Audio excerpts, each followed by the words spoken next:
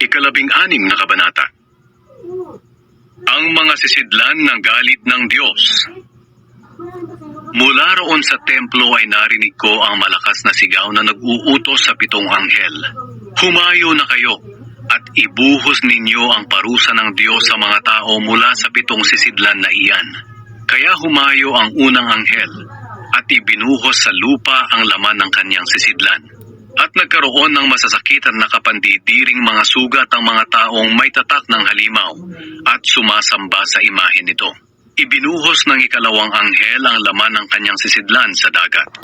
At ang dagat ay naging parang dugo ng patay na tao.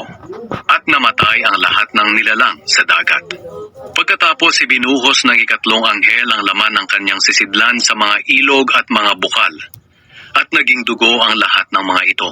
Narinig kong sinabi ng anghel na katiwala sa tubig, "Makatarungan po kayo, Panginoon. Kayo ang Diyos noon, at kayo rin ang Diyos magpahanggang ngayon. Banal kayo, at matuwid ang pagpaparusa ninyong ito sa mga tao.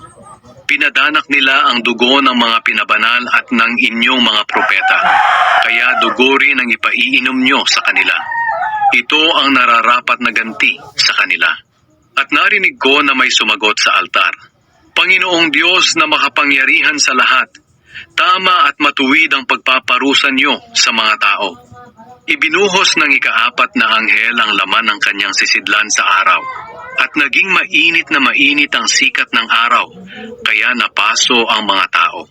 Pero kahit na napaso ang mga tao, hindi pa rin sila nagsisi sa mga kasalanan nila. Hindi rin nila pinapurihan ang Diyos. Sa halip ay nilapastangan nila ang Diyos na nagpadala ng salot na iyon sa kanila. Ibinuhos ng ika-5 anghel ang laman ng kanyang sisidlan sa trono ng halimaw. At nagdilim ang buong kaharian nito.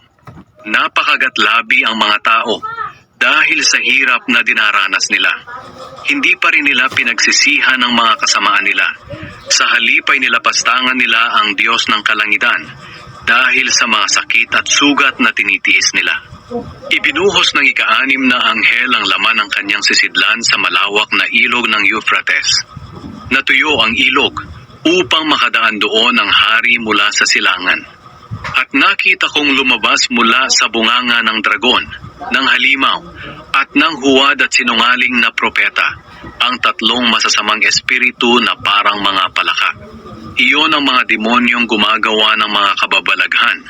Pumunta sila sa mga hari sa buong mundo upang tipunin sila para sa pagkikipaglaban sa Diyos pagdating ng dakilang araw na itinakda ng Diyos na makapangyarihan sa lahat.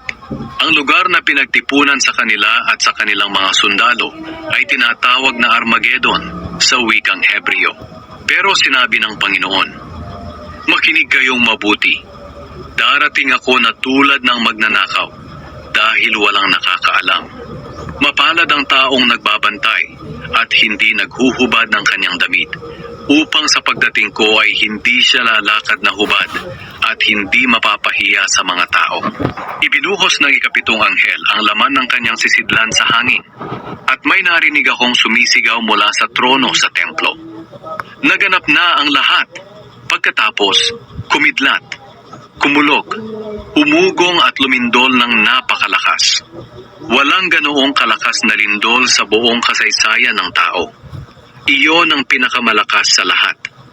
Ang dakilang lungsod ng Babylonia ay nahati sa 3, at ang mga lungsod sa lahat ng bansa ay nawasak.